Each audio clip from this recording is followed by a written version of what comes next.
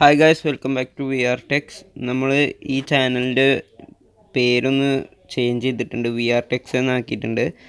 അപ്പോൾ ഇന്നത്തെ വീഡിയോ എന്താണെന്ന് വെച്ചാൽ ഒരു അപ്ഗ്രേഡേഷനാണ്. നമ്മളടുത്തുള്ള പഴയ ലാപ്ടോപ്പ് അഥവാ സ്പീഡ് പ്രോസസ്സർ കുറഞ്ഞ ഒരു ലാപ്ടോപ്പിൻ്റെ പ്രോസസ്സർ കൂട്ടുന്നത് എങ്ങനെയെന്ന് നമുക്ക് ചെക്ക് ചെയ്യാം. ആദ്യം രണ്ട് പ്രൊഡക്റ്റ് പരിചയപ്പെടുത്തി തരാം.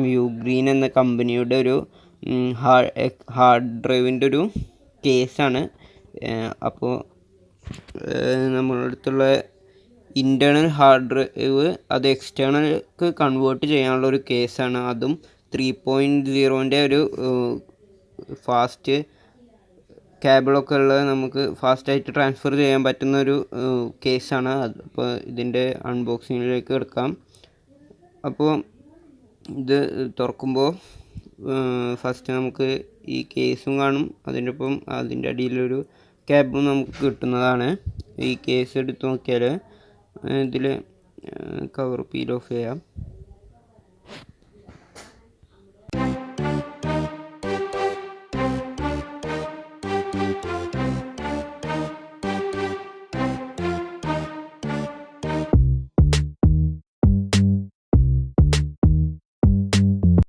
ഇങ്ങനെയാണ് കേസ് വരുന്നത്. അടിക്ക് ഒന്ന് പുൾ ഓഫ് ചെയ്താൽ നമുക്ക് ആ കേസ് ഓപ്പൺ ചെയ്യാൻ പറ്റും. അത് തിരിച്ചാക്കിയാൽ അത് ക്ലോസ് ആവുകയും ചെയ്യും. ഇതിൻ്റെ ഒരു വാക്ക് അറൗണ്ട് കാണിച്ചു തരാം. ഇങ്ങനെയാണ് വരുന്നത്. ക്ലോസ് ചെയ്തതിലൊരു ചെറിയ ഫോൾട്ട് പറ്റിയിട്ടുണ്ട്. ക്ലോസ് ചെയ്യുമ്പോൾ നേരം ചെയ്താലും നമുക്കത് കുഴപ്പമില്ലാതെ ലഭിക്കുന്നതാണ്. അങ്ങനെ നന്നായി നിൽക്കുന്നതാണ്. ഇതിൻ്റെ കേസിൽ അത് ഉൾപ്പെടുത്തിയിട്ടുണ്ട്. 6 GB വരെ നമുക്ക് അതിൽ ഉൾക്കൊള്ളിക്കാൻ പറ്റും. പിന്നെ 3.0ൻ്റെ ട്രാൻസ്ഫറിങ് വരെ നമുക്ക് നടത്താം. 3.0 ഫാസ്റ്റ് നമുക്ക് ലഭിക്കുന്നതാണ്. ഇതിൻ്റെ കേബിള് USB to ഹാർഡ് ഡിസ്കിൻ്റെ ഒരു പിന്നുണ്ട്. ആ ഒരു ടൈപ്പ് പിന്നിലേക്കാണ് പോകുന്നത്. നമുക്കപ്പോൾ ലാപ്ടോപ്പ് എല്ലാം നല്ല ഈസി ആയിട്ട് ട്രാൻസ്ഫർ ചെയ്യാൻ പറ്റും. ഇങ്ങനെയാണ് കേബിൾ വരുന്നത്.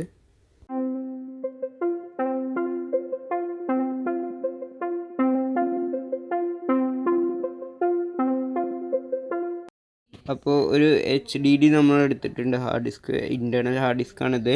നമുക്ക് ലാപ്ടോപ്പിലൊക്കെ ഉൾക്കൊള്ളുന്നൊരു ലാപ്ടോപ്പിലൊക്കെ നമുക്ക് ലഭിക്കുന്നൊരു ഹാർഡ് ഡിസ്ക്കാണിത്. ഇതെങ്ങനെ നമുക്ക് ഇതിലേക്ക് ഇൻസേർട്ട് ചെയ്യാമെന്നുള്ളത് കാണിച്ചു തരാം. ഇങ്ങനെ ഒന്ന് തള്ളിക്കൊടുത്താൽ മതി.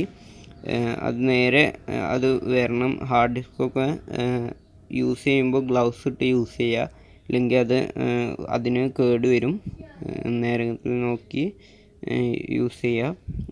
അത് നമുക്ക് തിരിച്ചെടുക്കണമെങ്കിലും ഒന്ന് അവിടുന്ന് അപ്പുറത്തുനിന്ന് തള്ളിയാലും നമുക്ക് തിരിച്ചെടുക്കാൻ ഈസി ആയിട്ട് തന്നെ എടുക്കാൻ പറ്റും. അത് ക്ലോസ് ചെയ്യുക.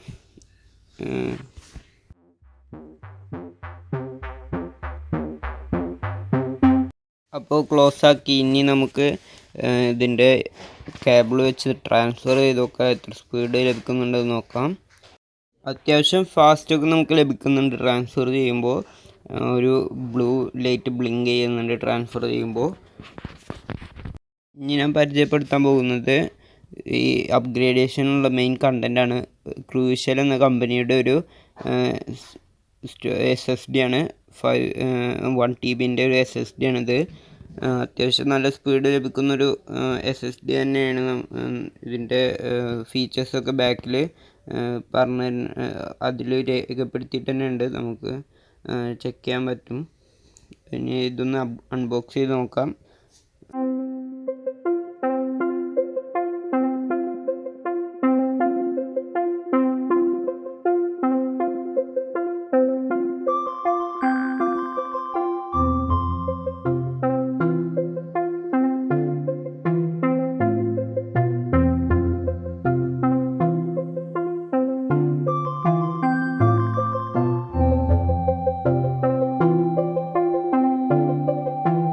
പാക്കറ്റിൽ നിന്ന് ഇത് എടുത്തിട്ടുണ്ട്. അപ്പോൾ ക്രൂഷ്യൽ SSD എന്ന് ഒരു യൂസർ മാനുവലൊക്കെ ഉണ്ട്. നമുക്കിത് അപ്ഗ്രേഡേഷൻ്റെ ടൈമിൽ നമുക്ക് കാണിച്ചു തരാം. ഇത് ഈ പാക്കറ്റിൽ നിന്ന് എടുത്ത് കാണിച്ചു തരാം.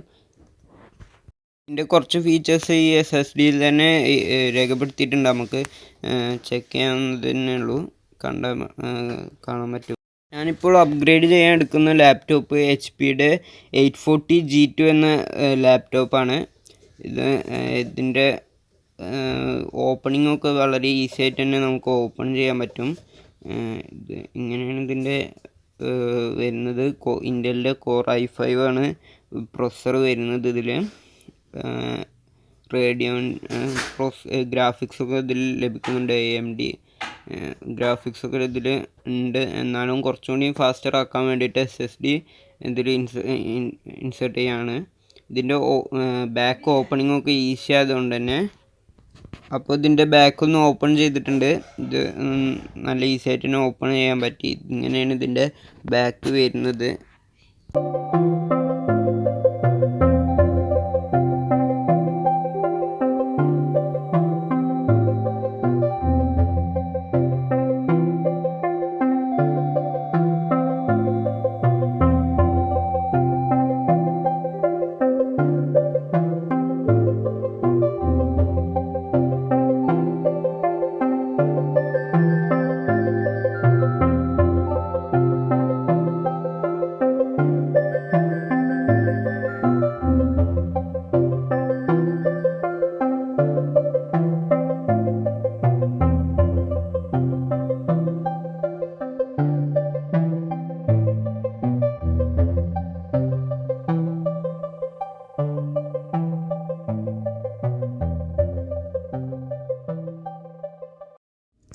ഈ ലാപ്ടോപ്പിൽ ഫസ്റ്റ് നമുക്ക് ആ ഹാർഡ് ഡ്രൈവിൻ്റെ ഒരു സ്ക്രൂകളുണ്ട്, അത് ഞാൻ ഫസ്റ്റ് തന്നെ അയച്ചു. അതല്ല ഫസ്റ്റ് റിമൂവ് ചെയ്യേണ്ടത്, ബാറ്ററിയാണ് റിമൂവ് ചെയ്യേണ്ടത്. എന്നിട്ടാണ് ഈ ഹാർഡ് ഡ്രൈവിൻ്റെ കേസ് നമ്മൾ റിമൂവ് ചെയ്യേണ്ടത്. ഇതിൻ്റെ മുകളിൽ ഒരു ചെറിയ കേസ് രീതിയിൽ അതിൽ തന്നെ കാണാൻ പറ്റും. ആ HDD നമ്മൾ റിമൂവ് ചെയ്തിട്ട് ഇനി SSD ഇൻസേർട്ട് ചെയ്യാൻ പോവുകയാണ്.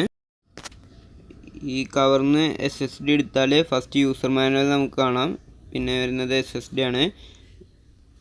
SSD ഇങ്ങനെയാണ് വരുന്നത്. നല്ലൊരു കോട്ടിങ്ങോട് ഉള്ളൊരു കവറിൽ നല്ലൊരു കോട്ടിങ് തന്നെ, ബിൽഡ് ക്വാളിറ്റി ഇതിനുണ്ട്. ഇനി നമുക്കിത് ആ കവറിലേക്ക് ഇൻസേർട്ട് ചെയ്യാം.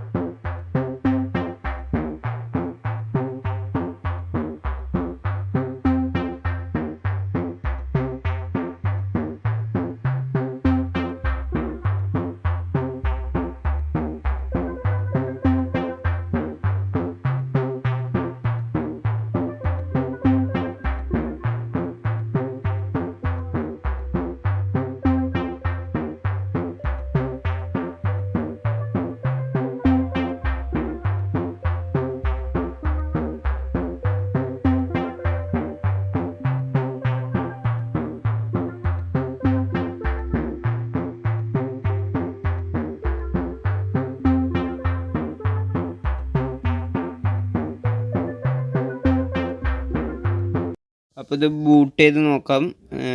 ഫസ്റ്റ് ഒരു എറർ ഇൻ്റർഫേസ് വരുന്നുണ്ട്. അതിന് നമ്മൾ ഇന്നത്തെ വിൻഡോസൊക്കെ പോയിട്ട് അങ്ങനെ ഒരു എററാണ് വരുന്നത്. ഇത് വിൻഡോസൊക്കെ ഇൻസേർട്ട് ചെയ്തിട്ട് നമുക്ക് ചെക്ക് ചെയ്യാം. ഇതിൻ്റെ സ്പീഡ് ഞാൻ കാണിച്ചു തരാം.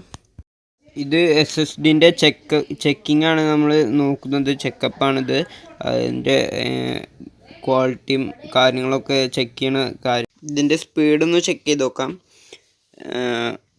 ഇതിൻ്റെ അത്യാവശ്യം സ്പീഡൊക്കെ നമുക്ക് HDDനേക്കാളും സ്പീഡൊക്കെ ഇതിൽ ലഭിക്കുന്നുണ്ട്.